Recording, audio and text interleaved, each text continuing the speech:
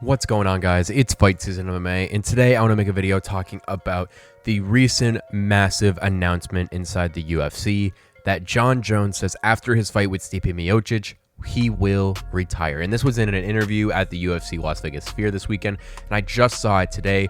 Jon Jones confirmed that his last fight ever inside the UFC will be headlining UFC 309 in Madison Square Garden, New York City, New York, against the one and only Stipe Miocic, and he will not, I repeat, will not go and fight Tom Aspinall for the undisputed heavyweight title, unifying the belts, which is the fight that is the most anticipated fight possibly in UFC history between the two best quote-unquote heavyweights within the world. But first, before we jump right into the video, if you guys enjoyed the UFC content, please leave a like, comment, subscribe. That's the best way to help the channel grow. And while you're down there, please turn on the post notifications and hit the subscribe button. That is the best way to help support the channel. Hitting the post notifications just allows you guys to always be notified when UFC content releases daily. And when you hit the subscribe button, it doubles down on that same thing. But without further ado, let's jump right into the video talking about Jon Jones, his legacy career, and the biggest thing he could ever miss out on, and that would be a Tom Aspinall fight.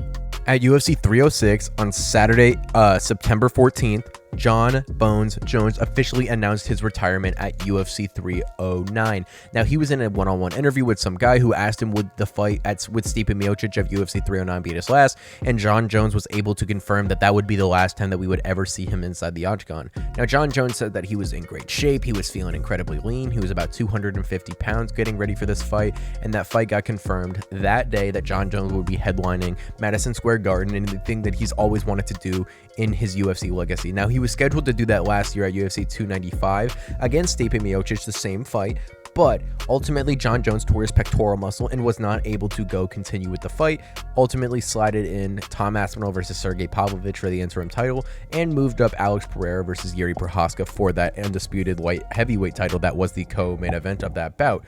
But I just want to take a minute and talk about Jon Jones's career and the Tom Aspinall fight specifically, and I want to just talk about Jon Jones's legacies and what he's brought to the sport of MMA, because Jon Jones truly is one of the best MMA fighters of all time, if not the best. The only person that you could keep in that same conversation with him would be Georges St. Pierre, and ultimately I do think that Jon Jones is a better fight than Georges. No discredit to Georges' career, but I think it's consensus around the UFC organization that Jon Jones was a better fighter than Georges St. Pierre, and that's not a hot take. But ultimately, Jon Jones's career was absolutely fantastic. He's beat the whites of Daniel Cormier, Alexander Gustafsson, Thiago Santos, Ovance Prue, Dominic Reyes. Even though that was a very close fight, he just came back to beat Cyril Gane at UFC 285 in an incredibly dominant showing. Jon Jones has done everything in the UFC that he could ever ask for. The youngest UFC champion, most title wins. He's been on an absolute tear. He's technically got he's got one loss in the UFC, but that was an illegal 12-6 elbow, and they just removed that rule from the organization because it was truly a very stupid rule inside the UFC that Jon Jones cost him his perfect record. But Jon Jones is one of the greatest fighters of all time. The highlights, the lows, everything that he brought to the UFC organization. He fought someone who was always down to fight. He fought the greatest competition in that light heavyweight and heavyweight division, probably at the top of the time of when that those divisions were at their peak. He fought DC for an absolute bout, created some of the most bad blood in the UFC, was able to go up to heavyweight and do something that not a lot of individuals have done by capturing that third belt. Jon Jones is a bad man, and everyone is going to miss him when he is removed from the UFC. But one thing that I am not going to miss about Jon Jones leaving is all this just trash talk about Tom Aspinall not being on his level, because I think that this is going to be the biggest thing Jon Jones could ever miss out on in his UFC career. Tom Aspinall, as we all know, doesn't have the same name as Jon Jones. He isn't really the same caliber of fighter if you look at from the casual fan standpoint. Tom Aspinall is an absolute killer in there, though. Tom Aspinall is one of the best heavyweights the UFC organization has ever seen. The way he's able to move, the way he's able to do everything in the organization, it's something that not a lot of heavyweights are able to stop, and that's what makes Tom Aspinall absolutely just a Swiss Army knife of a fighter, of how good he is. And I think that Jon Jones, by not taking this fight with Aspinall and retiring on the spot, is going to be detrimental to his UFC legacy. Now, Jon Jones has said over and over and over again that Stipe Miocic is the money fight. That's the fight he wants. That's the fight that's gonna do for him the most for his legacy, and that's the fight that's going to be the most it's gonna be able to withstand the test of time within the UFC. And yes, Stipe Miocic, great name, but I've talked about this before in a couple of my Tom Aspinall and Jon Jones videos where the hype was really high, and it's just that Stipe Miocic's age is the biggest deterrent from that statement being made. And I think that Jon Jones fighting a prime Stipe Miocic would be the best thing that you could do for the UFC legacy, considering that Stipe Miocic at the time would have been the greatest heavyweight fighter in their prime, thereby making Stipe Miocic's, that would be the best Stipe, the best heavyweight of all time. Stipe Miocic, still the best heavyweight of all time. It's just, there is a massive question of him being 42 years old inside the UFC and haven't fighting since UFC 260 against Francis Ngannou, where he got absolutely obliterated in that fight. So it just is a massive thing to truly question about, of having Stipe Miocic off a 4-year layoff come back and fight someone like Jon Jones, who we all know is younger, who looked good against Ciryl Gane. There's just so many questions with that. And truly, a lot of individuals, a lot of casual fans are going to think that this is going to do a lot for Jon Jones. A lot of Jon Jones followers are also going to think that this is going to do a lot for Jon Jones, when in reality, and this statement I think a lot of the community could agree with, Tom Aspinall is a bigger fight and a more just absolutely legacy building fight for Jon Jones than Stipe Miocic is. And I want to make it clear, we are talking about now and not all time. And yes, possibly all time, Tom Aspinall could be the greatest heavyweight over Stipe Miocic, and that is 100% a possibility. But even now, Tom Aspinall being the best heavyweight in the world, holding the title alongside Jon Jones, someone defending it before Jon Jones gets back, someone who is absolutely a killer inside that heavyweight division, being Tom Aspinall, someone who's going to go, and he said he will defeat Stipe Miocic or Jon Jones on 1 hour's notice at UFC 309, and just the absolute monster of a fighter that he is, someone who will never back down from a fight, and someone who I truly think Jon Jones is scared of. Now, like I said, Stipe Miocic, great fighter, but if he was in his prime, this would truly be a bigger fight than the Tom Aspinall one. But I think that Tom Aspinall could 100% beat Jon Jones, and I think that Jon Jones is going to understand that. And Jon Jones has said time in and time out that he is the greatest heavyweight on the planet, and Tom Aspinall has continued to challenge that narrative going around the UFC community, that he is that champion that he says he is.